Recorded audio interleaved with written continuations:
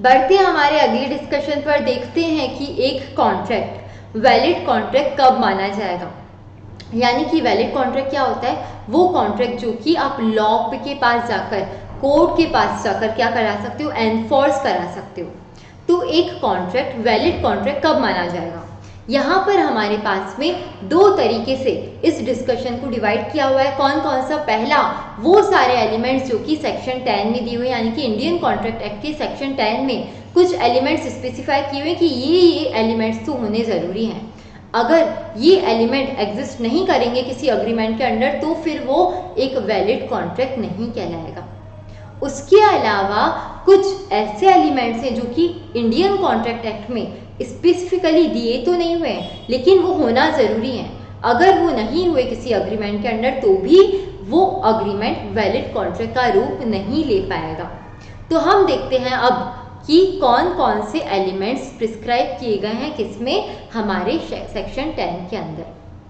पहला अग्रीमेंट, दूसरा free consent, तीसरा कॉम्पिटेंसी ऑफ पार्टीज, चौथा लॉफुल कंसिडरेशन, पांचवा legal object and sixth not expressly declared void.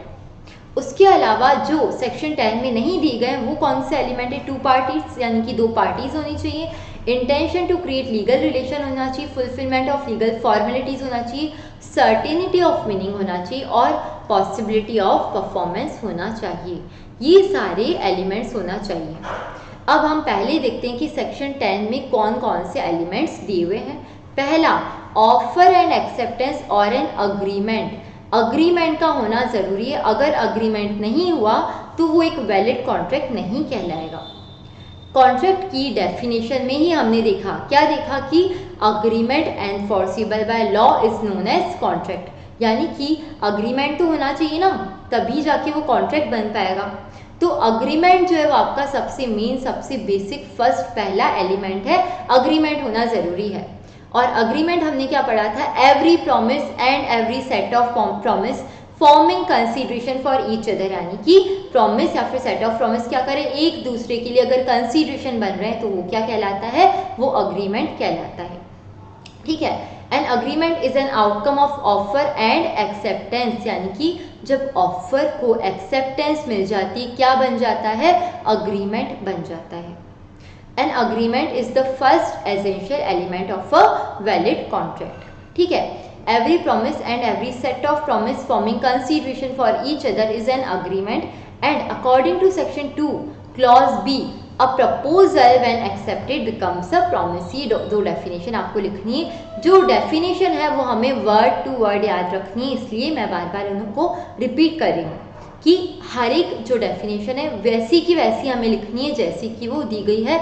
No change in words, कोई भी आगे पीछे वर्ड्स नहीं करेंगे हम। ठीक है, पहला अपने एलिमेंट कौन सा देखा, एसेंशियल एलिमेंट, अग्रीमेंट देखा। दूसरा एलिमेंट है फ्री कंसेंट। कंसेंट मतलब हमने क्या पढ़ा था, कंसेंट का मतलब होता है एसेंट या फिर सहमति। सहमति होनी चाहिए, एसेंट होनी चाहिए, एक्सेप्टेंस होनी चाहिए। ठीक है, तो टू और more persons are said to consent when they agree upon the same thing in the same sense, यानी कि दो लोग जब सेम चीज पर सेम सेंस में अग्री कर जाते हैं तो क्या कहलाता है, वो कंसेंट कहलाता है। आइडेंटिटी ऑफ माइंड होना जरूरी है, मीटिंग ऑफ माइंड होना जरूरी है। फॉर एग्जाम्पल, चीकू ने मिकू को कहा कि मैं अपनी कार जो है तुझे 50,000 रुपये में बेचना चाहता हूँ, और मिकू को लगा कि चीकू जो है अपनी जो कार है नई वाली वो उसे 50,000 रुपये में बेच रहा है। चीकू के पास थी दो कार, एक काली कार ब्लैक जो कि उसकी पुरानी कार थी, भंगार थी, और एक वाइट न्यू कार उसने खरीदी थी। तो चीकू जो है वो सोच रहा था कि मैं कौन सी कार बेचूंगा, ब्लैक वाली पुरानी कार 50,000 रुपये में बेच दूंगा। और मीकू को लगा कि चीकू का दिमाग जो है सटक गया है और ये क्या कर रहा है, अपनी ब्रांड न्यू कार मुझे 50,000 रुपये में बेच रहा है, तो मैं इसे खरीद लेता हूँ। तो क्या यहाँ पर कंसेंट है, क्या यहाँ पर आइडेंटिटी ऑफ माइंड है? चीकू कुछ और ही सोच रहा है और मीकू कुछ और ही सोच रहा है। यहाँ पर कोई कंसेंट नहीं है, मीटिंग ऑफ माइंड नहीं है, कंसेंसस नहीं है। तो अगर कंसेंसस नहीं है तो यहाँ पर कॉन्ट्रैक्ट जो है वो एग्जिस्टेंस में नहीं आ सकता है। कंसेंसस का होना ज़रूरी है। Consensus is important, that is same thing in the same sense. किसी चीज़ पर सेम सेंस में अगर अग्री कर रहे हो तो कंसेंट कहलाएगी। दूसरी बात, ये जो कंसेंट है इसका फ्री होना ज़रूरी है। फ्री होना ज़रूरी मतलब किसी प्रेशर के अंडर आकर अगर कंसेंट दी गई है तो वो फ्री कंसेंट नहीं मानी जाएगी। फॉर एग्जाम्पल, चीकू जो है उसने मीकू को छुरा दिखाकर, ठीक है, चाकू की नोक पर उससे अग्री कराया कि मैं अपनी ब्लैक जो कार है वो तुझे बेच रहा हूँ और तुझे 50,000 रुपये में मुझसे खरीदनी पड़ेगी। एकदम भंगार कार है लेकिन तू मुझे 50,000 रुपये देगा। उसकी वैल्यू कितनी? 10,000 रुपये। ठीक है, क्या यहाँ पर कंसेंसस है, मीटिंग ऑफ माइंड है, आइडेंटिटी ऑफ माइंड है? बिल्कुल है। सेम थिंग में सेम सेंस में अग्री कर रहे हैं, बिल्कुल कर रहे हैं, लेकिन क्या ये कंसेंट फ्री है, विदाउट प्रेशर है? नहीं। यहाँ पर क्या किया गया है? यहाँ पर फिजिकल प्रेशर, फोर्स का यूज किया गया है। तो क्या ये कंसेंट फ्री कंसेंट है? नहीं है। तो भले ही कंसेंट है लेकिन अगर फ्री नहीं है तो वो कॉन्ट्रैक्ट नहीं बन पाएगा।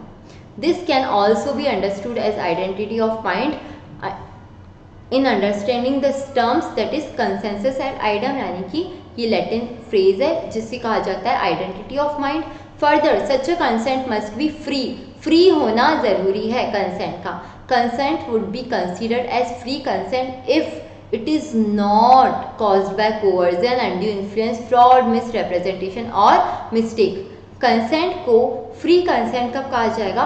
उसे फ्री कंसेंट तब कहा जाएगा जब वो इन फैक्टर में से किसी से कॉज नहीं की गई है, coercion, undue influence, fraud, misrepresentation और मिस्टेक।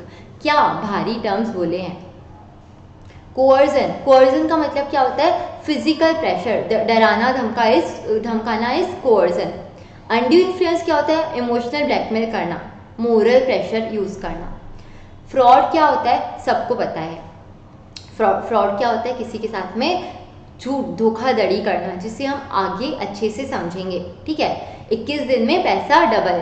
मिसरिप्रेजेंटेशन क्या होता है? फ्रॉड का एक इनोसेंट फॉर्म होता है, यानी कि भूल से फ्रॉड कर लिया तो वो मिसरिप्रेजेंटेशन है, उसे भी ढंग से समझेंगे हम आगे। और मिस्टेक क्या होता है? गलती हो गई, गलती से मिस्टेक हो गई तो वो भी क्या है? वो भी फ्री कंसेंट में नहीं आ पाएगा। तो अगर इनमें से कुछ भी होता है तो वैलिड कॉन्ट्रैक्ट नहीं बन पाएगा।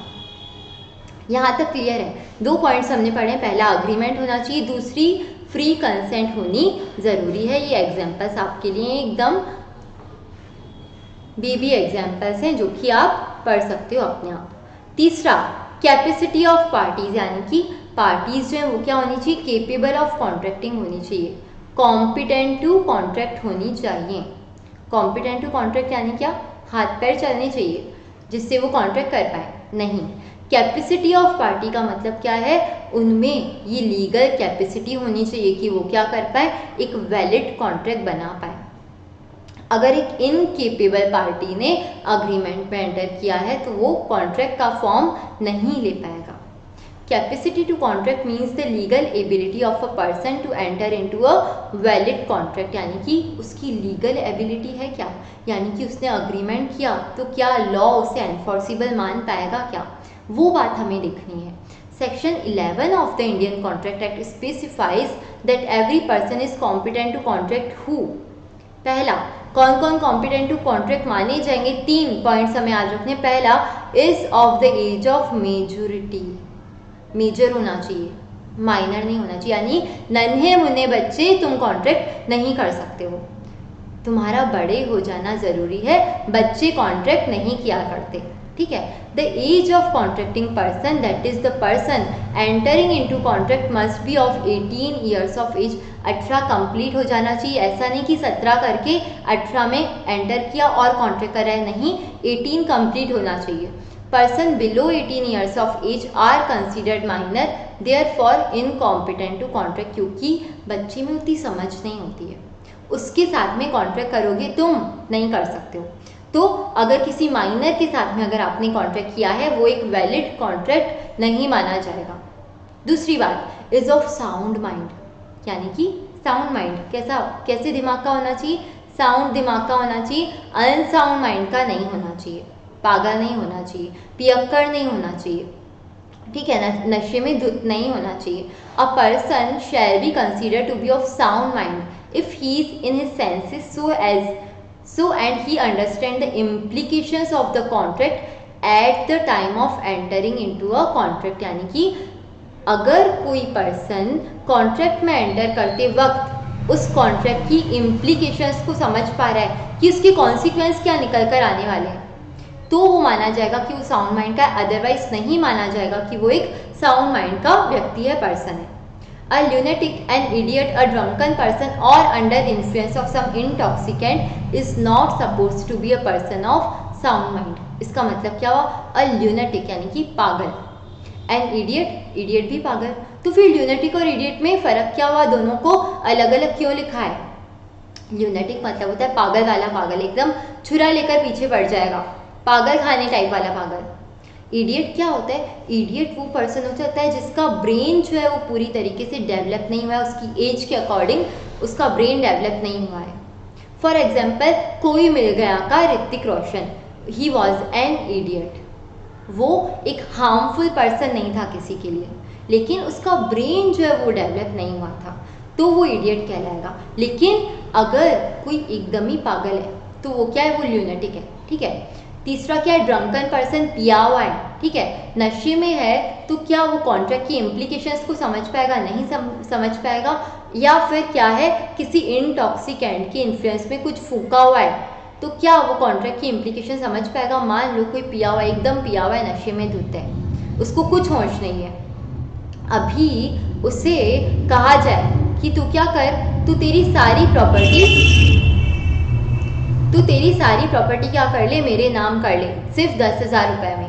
क्या उस समय वो उस कॉन्ट्रैक्ट की इम्प्लीकेशन को समझ पाएगा? मेरी सारी प्रॉपर्टी चली जाएगी 10,000 रुपये में?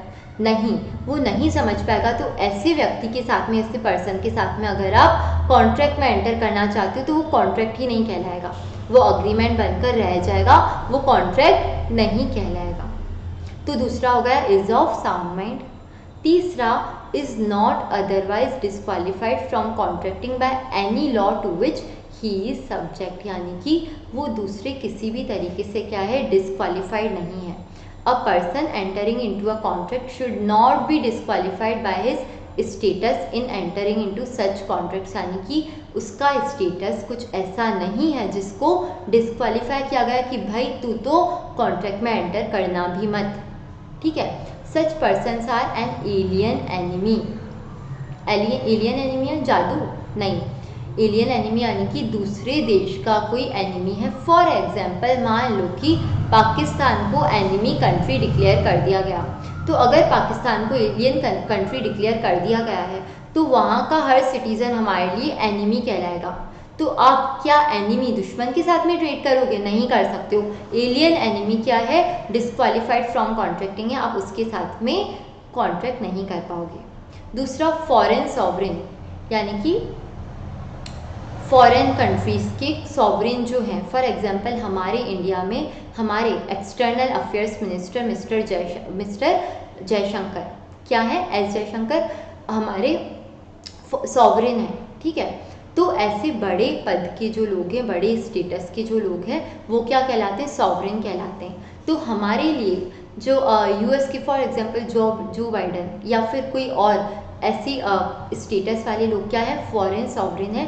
वो भी कॉन्ट्रैक्ट में जनरली एंटर नहीं कर पाएंगे। वो कैसे कर सकते हैं? वो लाइसेंस से या फिर कुछ सर्टेन फॉर्मेलिटीज़ के बाद में क्या कर सकते हैं? कॉन्ट्रैक्ट में एंटर नहीं कर सकते। ठीक है, यानी कि फॉर्मेलिटीज़ के बाद कर सकते हैं, अदरवाइज नहीं कर सकते हैं, राइट। तो यहाँ पर फॉरेन सॉवरेन को क्यों मना किया गया? फॉर एग्जांपल, मान लो जो बाइडन जो है वो इंडिया में कॉन्ट्रैक्ट में एंटर करे किसी के साथ में, और वो कॉन्ट्रैक्ट का ब्रीच करे, कुछ भी ऐसा हो, अच्छा लगेगा कि जो बाइडन अदालत के चक्कर काट रहा है? नहीं। फॉरेन सॉवरेन का स्टेटस ऐसा है कि जनरली वो कॉन्ट्रैक्ट में एंटर नहीं करेंगे, लेकिन कुछ फॉर्मेलिटीज़, कुछ लाइसेंस इनों के बाद में वो एंटर कर पाएंगे। और इसके अलावा कन्विक्ट यानी कि अपराधी, अगर आप कन्विक्ट हो तो आप कॉन्ट्रैक्ट में एंटर नहीं कर सकते हो। जिसने कोई अपराध किया हुआ है तो वो कॉन्ट्रैक्ट में एंटर नहीं कर सकता है। There is a very very very interesting thing in our country कि एक कन्विक्ट, एक अपराधी कॉन्ट्रैक्ट में तो एंटर नहीं कर सकता है, लेकिन वो इलेक्शन ज़रूर लड़ सकता है। क्योंकि अगर अपराधियों को इलेक्शन लड़ने से मना कर दिया तो आधे से ज़्यादा पॉलिटिशियंस तो हमारे इलेक्शन ही नहीं लड़ पाएंगे। तो अपराधी तुम इलेक्शन तो ज़रूर लड़ो, लेकिन तुम कॉन्ट्रैक्ट में एंटर मत करो, उसके लिए तुम क्या हो, डिस्क्वालीफाइड हो। Now this is what it is, ठीक है। They are disqualified unless they fulfil certain formalities required by law, यानी कि अगर कुछ वो फॉर्मेलिटीज़ को कंप्लीट कर देते हैं तो फिर वो क्या हो जाएंगे, वो कॉन्ट्रैक्ट में एंटर कर सकते हैं, अदरवाइज वो कॉन्ट्रैक्ट में एंटर नहीं कर पाएंगे। Now all the above conditions must be cumulatively satisfied. Even if one of the condition is not satisfied, the person shall not be capable of contracting, यानी कि तीनों मेजर भी होना चाहिए और साउंड माइंड का भी होना चाहिए और अदरवाइज डिस्क्वालीफाइड भी नहीं होना चाहिए। मान लो मेजर है लेकिन साउंड माइंड का नहीं, तो क्या वो एंटर कर सकता है कॉन्ट्रैक्ट में? नहीं कर सकता है। साउंड माइंड का लेकिन माइनर है, क्या कॉन्ट्रैक्ट में एंटर कर सकता है? नहीं कर सकता है, ठीक है। Contract entered by persons not competent to contract are not valid, यानी कि किसी इनकॉम्पिटेंट पर्सन के साथ में क्या किया है, कॉन्ट्रैक्ट किया है, तो वो एक वैलिड कॉन्ट्रैक्ट नहीं माना जाएगा। तो यहाँ होते हैं हमारे 3 पॉइंट्स खत्म। आगे बढ़ते हैं हमारे 4th पॉइंट पर, जिसका नाम क्या है, कंसीडरेशन। कंसीडरेशन होना ज़रूरी है। कंसीडरेशन के लिए हमारे पास एक पूरा का पूरा यूनिट है, यूनिट 2, जिसमें कंसीडरेशन के बारे में अच्छे से बात की हुई है कि कंसीडरेशन होता क्या है।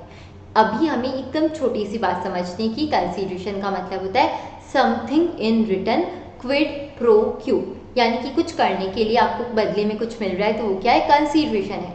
यानी कि अगर चीकू जो है वो अपनी कार बेच रहा है ब्लैक वाली, कितने रुपए में, 50,000 रुपये में, तो चीकू को अपनी कार देने के बदले में क्या मिल रहा है, 50,000 रुपये।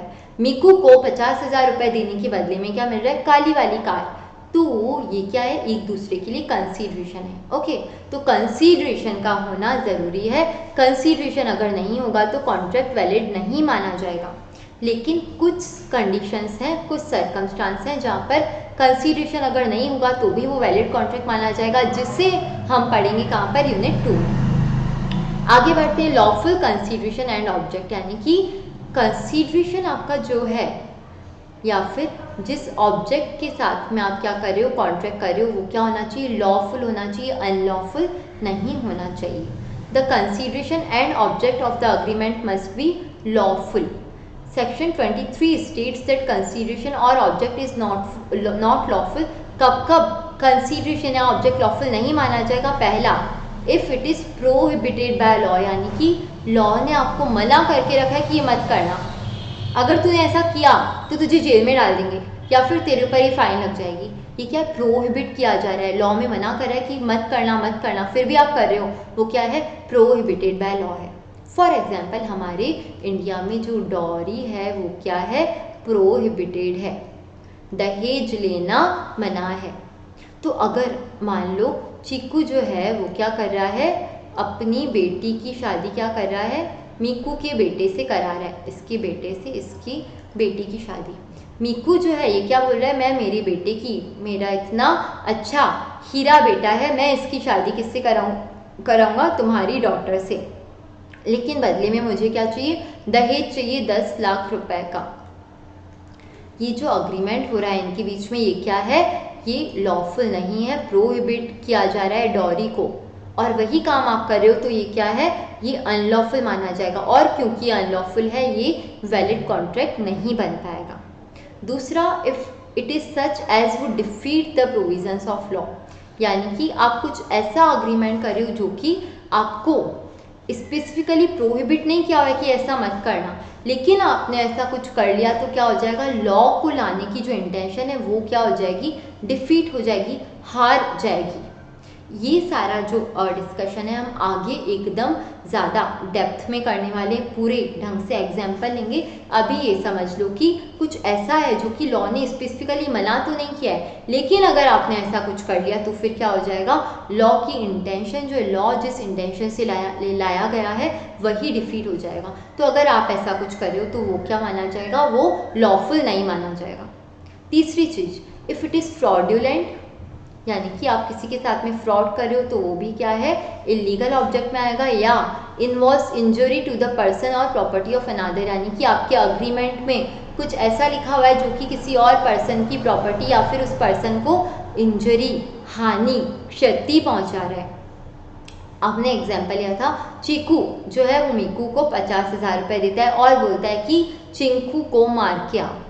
ये अग्रीमेंट में हो क्या रहा है, चिंकू जो पर्सन है उसको हानि पहुंच रही, उससे क्षति पहुंचा रही, इंजर कर रहा है। तो क्या ये अग्रीमेंट लीगल माना जाएगा? नहीं माना जाएगा, इलीगल माना जाएगा। तो अगर आप किसी पर्सन को या फिर उसकी प्रॉपर्टी को नुकसान पहुंचाने का कोई अग्रीमेंट कर रहे हो तो वो भी इलीगल में आ जाएगा। और last, court regards it as immoral और अपोज टू पब्लिक पॉलिसी, यानी कि ऐसा अग्रीमेंट है जो कि ना तो लॉ में प्रोहिबिट किया हुआ है, ना ही वो किसी लॉ के इंटेंशन को डिफीट कर रहा है, ना तो वो किसी को इंजरी कर रहा है, फिर भी कोर्ट को लगता है कि भैया ये जो आपने कॉन्ट्रैक्ट किया है ये क्या है, ये इमोरल है, सोसाइटी में गलत तरीके के जो एलिमेंट्स है उन्हें बढ़ावा दे रहा है, मोरल वैल्यूज़ के खिलाफ है। इसका भी हम एग्जाम्पल केस लॉ से समझेंगे आगे, ठीक है।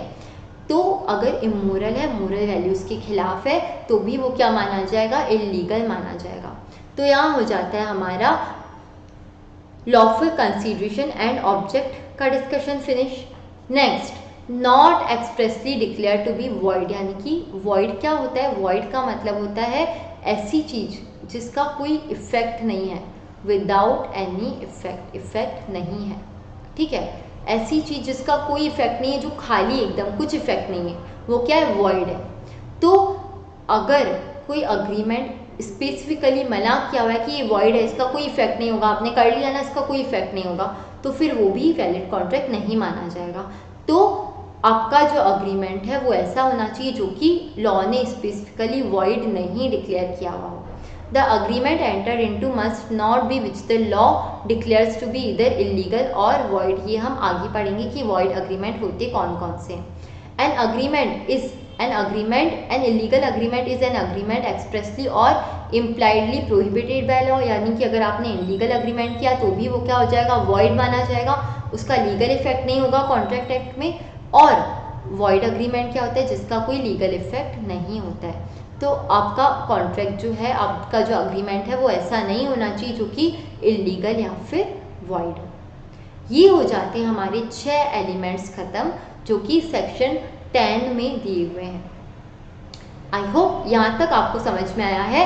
आगे बढ़ेंगे हम ऐसे एलिमेंट्स पर जो कि सेक्शन 10 में नहीं दिए हुए फिर भी एसेंशियल हैं। देखते हैं नेक्स्ट टाइप के एलिमेंट्स, यानी नेक्स्ट सेट ऑफ एलिमेंट्स जो कि हमारे वैलिड कॉन्ट्रैक्ट में होना ज़रूरी है। अगर वो एलिमेंट्स प्रेजेंट नहीं होंगे तो अग्रीमेंट एक वैलिड कॉन्ट्रैक्ट नहीं माना जाएगा। सेक्शन 10 में कितने एलिमेंट्स थे, 6 एलिमेंट्स थे।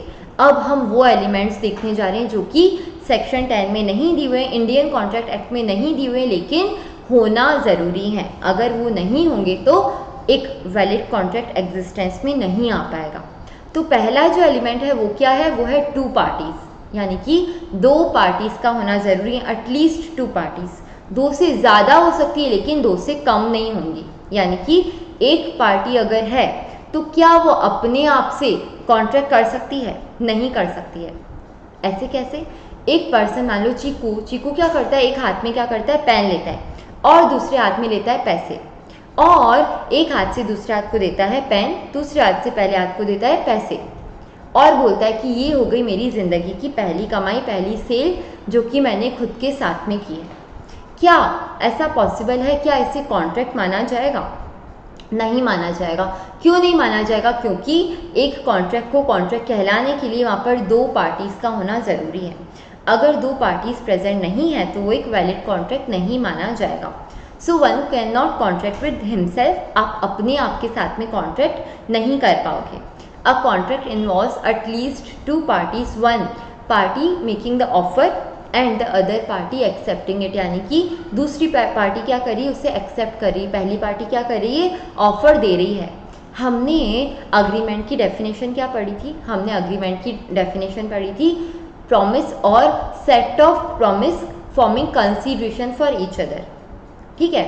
और अग्रीमेंट एनफोर्सिबल बाय लॉ क्या होता है? अग्रीमेंट एनफोर्सिबल बाय लॉ होता है कॉन्ट्रैक्ट। तो यहाँ पर अग्रीमेंट को अग्रीमेंट कहलाने के लिए क्या होना ज़रूरी है? प्रॉमिस होना चाहिए। और प्रॉमिस कैसे होता है? One party makes a proposal and other party signifies his assent thereto. Proposal is said to be accepted, and when proposal is accepted it becomes a promise। यानी कि जब प्रपोजल यानी कि ऑफर जो है वो एक्सेप्ट हो जाता है, वो क्या बन जाता है? वो बन जाता है प्रॉमिस। ठीक है, तो प्रॉमिस का होना ज़रूरी है। प्रॉमिस कैसे होगा? जब एक पार्टी क्या देगी? ऑफर देगी, दूसरी पार्टी क्या देगी? एक्सेप्टेंस देगी। तो यहाँ पर हमारे पास ऑफर और एक्सेप्टेंस देने वाली दो अलग अलग पार्टीज होना ज़रूरी है। एक पार्टी अपने आप को ऑफर देकर खुद ही उसे एक्सेप्ट नहीं कर सकती है। ठीक है, तो पढ़ते हैं, इसमें लिखा क्या हुआ है? One party can not contract with himself. A contract involves at least to parties, one party making the offer and the other party accepting it. A contract may be made by natural persons and by other person having legal existence, यानी कि उसका legal existence होना ज़रूरी है। क्या partnership एक legal entity है? क्या एक सेपरेट लीगल एग्जिस्टेंस है उसका? नहीं है। पार्टनर्स और पार्टनरशिप को एक ही माना जाता है। तो क्या पार्टनरशिप खुद से कॉन्ट्रैक्ट कर सकती है? नहीं कर सकती है। कौन कर सकता है? कंपनी कर सकती है। क्यों? क्योंकि कंपनी के पास में क्या है? एक सेपरेट लीगल एग्जिस्टेंस है। यूनिवर्सिटीज़ क्या कर सकती है? कॉन्ट्रैक्ट कर सकती है।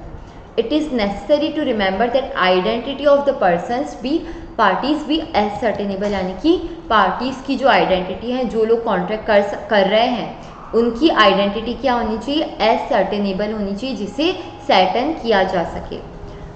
To constitute a contract of sale there must be two parties, seller and buyer. The seller and buyer must be two different person. Seller और बायर क्या होने चाहिए? दो अलग अलग लोग होने चाहिए। एक ही पर्सन अपने साथ में सेल नहीं कर सकता है। Because the person can not by his own goods. आप खुद की गुड्स परचेज नहीं कर पाओगे। एग्जाम्पल, एक केस लॉ हुआ था, काफ़ी ज़्यादा फेमस केस लॉ था, state of Gujarat versus Raman Lal S and company. इसमें हुआ क्या था? इसमें हुआ ये था कि एक पार्टनरशिप फर्म थी और ये फर्म जो थी वो क्या होने लगी? वो हो रही थी डिज़ोल्व, यानी कि पार्टनर्स जो है इसको ख़त्म कर रहे थे, डिज़ोल्व कर रहे थे। अब इस फर्म की कुछ इन्वेंट्री, कुछ स्टॉक जो था वो पार्टनर्स अपने साथ में लेकर जा रहे थे। जो जब एसेट्स को सेल ऑफ किया जा रहा था, लायबिलिटीज़ को पे ऑफ किया जा रहा था, और पार्टनर्स अपना अपना शेयर लेकर जा रहे थे। तो ऐसे में किसी पार्टनर ने क्या किया? स्टॉक जो है वो लिया। तो ये स्टॉक जो है उसे सेल मानकर, क्या माना? ये माना गया कि आपने सेल किया, इसे सेल माना गया, और इस पर कमिश्नर सेल्स टैक्स ऑफिसर ने क्या किया? इस पर टैक्स लगा दिया कि इस पर आप क्या करो? सेल्स टैक्स दो, क्योंकि आपने क्या किया है? पार्टनरशिप फर्म ने पार्टनर को सेल किया है। तो मैटर जो है वो गया किसके पास में? कोर्ट के पास में। और कोर्ट ने कहा कि ऐसा नहीं होगा। क्यों नहीं होगा? यहाँ पर जो पार्टनरशिप फर्म और पार्टनर क्या है? अलग अलग नहीं है। पार्टनरशिप और पार्टनर एक ही हैं। तो जब पार्टनरशिप फर्म में से कोई पार्टनर गुड्स लेकर गया है तो यहाँ पर कोई सेल हुआ ही नहीं है। यहाँ पर क्या हुआ है? आप खुद के ही गुड्स लेकर गए हो, यहाँ पर किसी तरीके का कॉन्ट्रैक्ट है ही नहीं। तो यहाँ पर when on dissolution of a partnership the assets of the firm were divided among the partners, the sales tax officer wanted to tax this transaction. It was held that it was not a sale, इसे sale माना ही नहीं गया। The partners being joint owner of those assets can not be both buyer and seller, यानी कि partners जो हैं वो क्या है? उस स्टॉक के, उस इन्वेंट्री के ओनर हैं और वो खुद से परचेज या सेल नहीं कर सकते। तीसरा एलिमेंट क्या है? तीसरा एलिमेंट है other formalities to be complied with in certain cases, यानी कि कुछ केसेस में आपको कुछ फॉर्मेलिटीज़ का कंप्लाई करना ज़रूरी है। कुछ लीगल टाइप्स फॉर्मेलिटीज़ कुछ रिटर्न में होना चाहिए। जैसे कि ज़मीन को खरीदने बेचने का अग्रीमेंट। अगर आप लैंड को परचेज या सेल करने का अग्रीमेंट कर रहे हो तो वो रिटर्न में होना ज़रूरी है। यानी कि अगर मान लो चीकू ने मीकू को एक दिन कहा कि मैं अपनी ज़मीन तुझे 50 लाख रुपए में बेचूंगा, अगले दिन चीकू मुकर गया, तो क्या वो मुकर सकता है? बिल्कुल मुकर सकता है। क्यों? क्योंकि यहाँ पर रिटर्न में कुछ भी नहीं था, सिर्फ बोलकर एक प्रॉमिस किया गया था। तो ज़मीन के केस में आपको रिटर्न में होना ज़रूरी है। उसी तरीके से इंश्योरेंस कॉन्ट्रैक्ट जो होते हैं वो भी रिटर्न में होना ज़रूरी है। लेकिन क्या हर कॉन्ट्रैक्ट का रिटर्न में होना ज़रूरी है? क्या हर प्रॉमिस आप रिटर्न में दोगे तो ही काम होगा? नहीं। फॉर एग्जाम्पल, अगर मान लो चीकू ने चिंकी के साथ में प्रॉमिस किया कि वो क्या करेंगे, शादी करेंगे, ठीक है, शादी की तैयारियां चल रही, क्या यहाँ पर कुछ रिटर्न में हुआ है? नहीं हुआ है। लेकिन शादी के कुछ दिनों पहले चीकू जो है वो मुकर गया, तो ये जो है ये क्या है? ब्रीच ऑफ कॉन्ट्रैक्ट, यानी कि कॉन्ट्रैक्ट को तोड़ा गया है। क्या यहाँ पर कुछ रिटर्न में चीकू ने कहा था कि वो चिंकी से शादी करेगा? नहीं।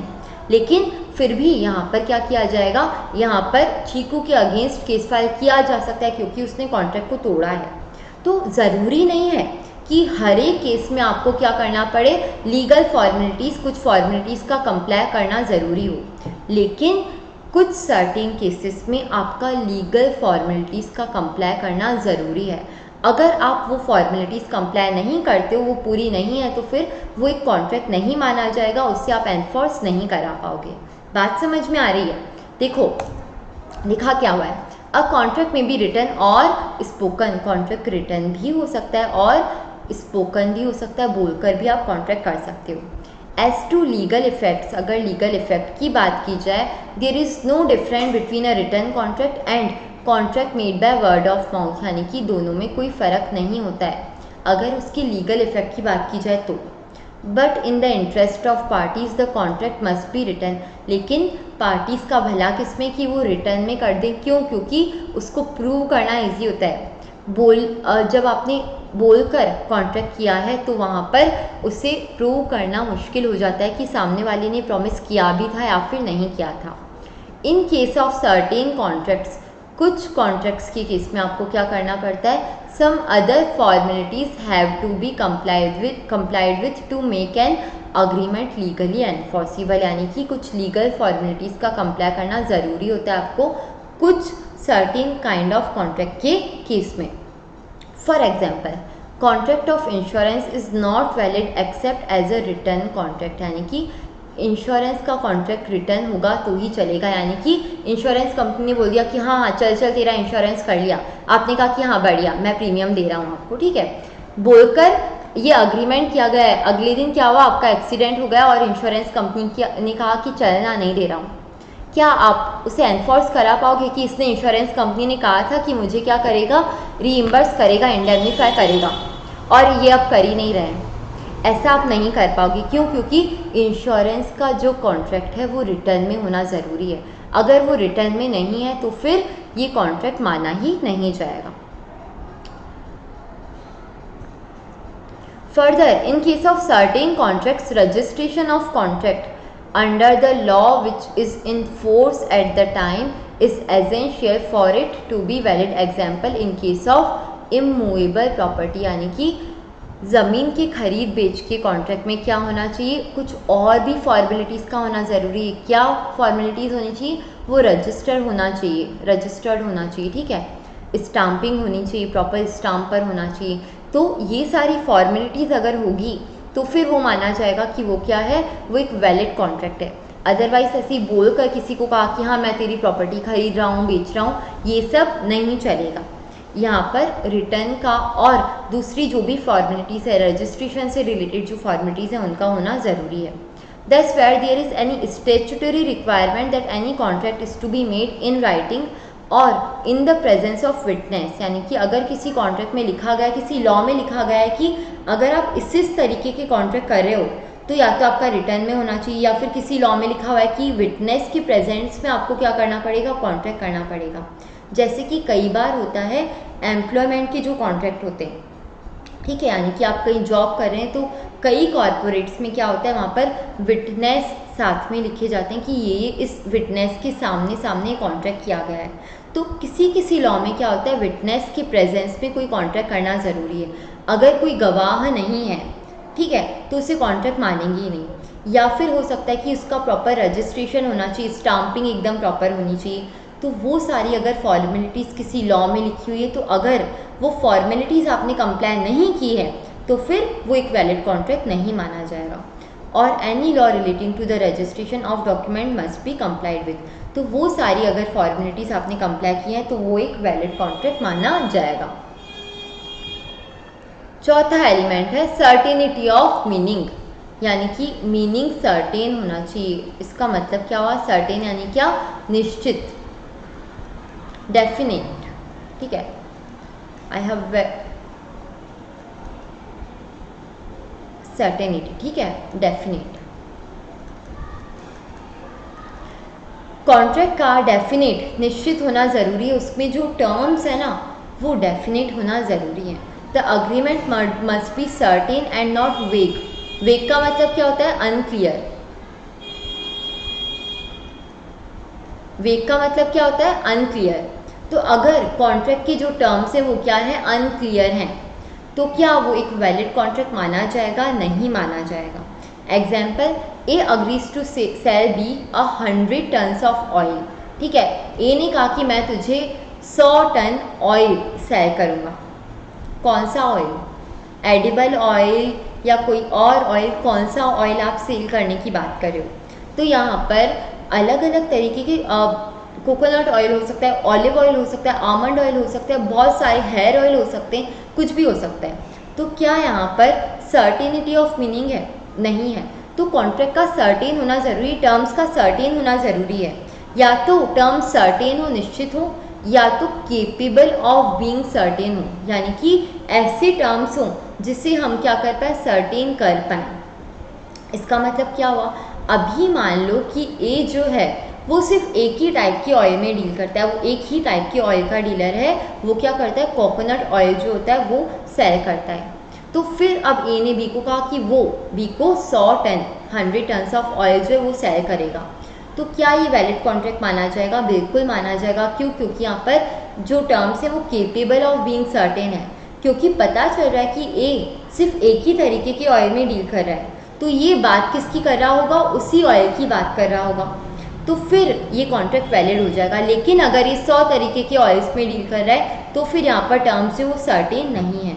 There is nothing certain in order to show what kind of oil was intended for, ठीक है। तो ये क्या हो गया? ये एक वैलिड कॉन्ट्रैक्ट का रूप नहीं ले पाएगा, ये एक वैलिड कॉन्ट्रैक्ट नहीं बन पाएगा। दूसरा एग्जाम्पल क्या है? XYZ limited agree to lease the land to mister A for indefinite year, यानी कि रेंट का अग्रीमेंट हुआ है, लीज का अग्रीमेंट हुआ है। और इस कंपनी ने क्या किया है? मिस्टर ए को कहा है कि वो लीज पर देंगे लैंड एक इनडेफिनेट, अनिश्चित काल के लिए। क्या यहाँ पर टर्म्स सर्टेन है? नहीं है। तो क्या एक वैलिड कॉन्ट्रैक्ट माना जाएगा? नहीं माना जाएगा। पांचवा point, possibility of performance of an agreement, यानी कि आपका अग्रीमेंट ऐसा होना चाहिए जो कि क्या है? पॉसिबल टू परफॉर्म हो, यानी कि अगर वो इम्पॉसिबल टू परफॉर्म है तो वो एक कॉन्ट्रैक्ट नहीं माना जाएगा। फॉर एग्जाम्पल, ए जो है उसने बी को कहा कि मैं क्या कर रहा हूँ? मैं मार्स पर घर बना रहा हूँ और तुझे खरीदना है तो तू भी ले ले, ठीक है। सबके साथ में मैं क्या कर रहा हूँ? कॉन्ट्रैक्ट कर रहा हूँ, मार्स पे मैं उनको घर बना कर दूंगा और फिर वो वहाँ पर जाकर रहेंगे। तो बी जो है वो उसको देता है 1 लाख रुपए, ठीक है, एज अ टोकन मनी कि हाँ ठीक है मेरे लिए भी वहाँ पर घर बना देना। क्या ये एक पॉसिबल टू परफॉर्म कॉन्ट्रैक्ट है? नहीं है। ये एक इम्पॉसिबल टू परफॉर्म कॉन्ट्रैक्ट है, इसे परफॉर्म नहीं किया जा सकता है, अभी तक तो नहीं किया जा सकता है। तो क्या ये एक वैलिड कॉन्ट्रैक्ट है? नहीं है। आपके टर्म्स ऐसे होने चाहिए जो कि क्या हो? पॉसिबल टू परफॉर्म हो, यानी कि अगर कोई पर्सन दूसरे पर्सन के साथ में कोई ब्लैक मैजिक से कोई ज्वेलरी या कोई ट्रेजर खोज लाने का अगर अग्रीमेंट कर रहा है तो एक वैलिड कॉन्ट्रैक्ट नहीं माना जाएगा। The terms of agreement should be capable of performance, ऐसे टर्म्स होने चाहिए जिससे आप क्या कर पाए? परफॉर्म कर पाए। An agreement to do an act impossible itself can not be enforced, यानी कि जो चीज़ इम्पॉसिबल है उसे आप एनफोर्स कैसे करा पाओगे? यानी कि अगर मान लो बी जो है, बी ने 1 लाख रुपए दे दिए और फिर ए जो है उसको मार्स पर घर बनाकर दे ही नहीं पा रहा है, तो क्या बी इसको एनफोर्स करा पाएगा कि तूने कहा था कि तू मुझे मार्स पर घर बना के देगा, अब बना के दे? यहाँ पर एनफोर्स ही नहीं हो पाएगा, तो यहाँ पर एक वैलिड कॉन्ट्रैक्ट नहीं बन पाएगा। ये होगा हमारे 5 एलिमेंट्स किसके, कॉन्ट्रैक्ट एक्ट के वैलिड कॉन्ट्रैक्ट होने के। वैलिड कॉन्ट्रैक्ट कौन से, वो जो कि सेक्शन 10 में नहीं दिए हुए हैं लेकिन इम्पॉर्टेंट हैं। तो हमने अभी 2 सेट्स ऑफ एलिमेंट पढ़े हैं, कौन कौन से जल्दी से इन शॉर्ट नोट्स में देख लो, जो कि आपको मिल जाएंगे डिस्क्रिप्शन बॉक्स में, ठीक है। आप वहाँ से डाउनलोड कर सकते हो ये शॉर्ट नोट्स। कौन कौन से हमने एलिमेंट्स देखे, पहले सेक्शन 10 में 6 एलिमेंट्स देखे, और फिर हमने जो सेक्शन 10 में नहीं दी हुए लेकिन इंपॉर्टेंट है वो क्या है, 5 एलिमेंट्स से टोटल 11 एलिमेंट्स देखे। पहला कौन सा, अग्रीमेंट का होना ज़रूरी है। क्या होना चाहिए, सबसे पहले ऐसा याद करो कि अग्रीमेंट बेस लेवल पर क्या होना चाहिए, अग्रीमेंट होना चाहिए, क्योंकि कॉन्ट्रैक्ट की डेफिनेशन में क्या दिया हुआ है, अग्रीमेंट दिया हुआ है। और ये जो अग्रीमेंट हो रहा है वो कैसे होना चाहिए, आपकी कंसेंट फ्री होनी चाहिए, ठीक है, आपकी फ्री कंसेंट से वो अग्रीमेंट होना चाहिए। तीसरा, पार्टीज़ जो है वो कैसी होनी चाहिए, कॉम्पिटेंट टू कॉन्ट्रैक्ट होनी चाहिए, कॉम्पिटेंसी ऑफ पार्टीज़ होना ज़रूरी है। चौथा, लॉफुल कंसिडरेशन होना चाहिए, यानी कि कुछ इलीगल नहीं होना चाहिए। और पांचवा, एक्सप्रेसली डिक्लेयर्ड वॉइड नहीं होने चाहिए, not expressly declared to be void, ऐसे नहीं होने चाहिए जिसको लॉ ने क्या किया है, एक्सप्रेसली वॉइड डिक्लेयर किया हुआ है,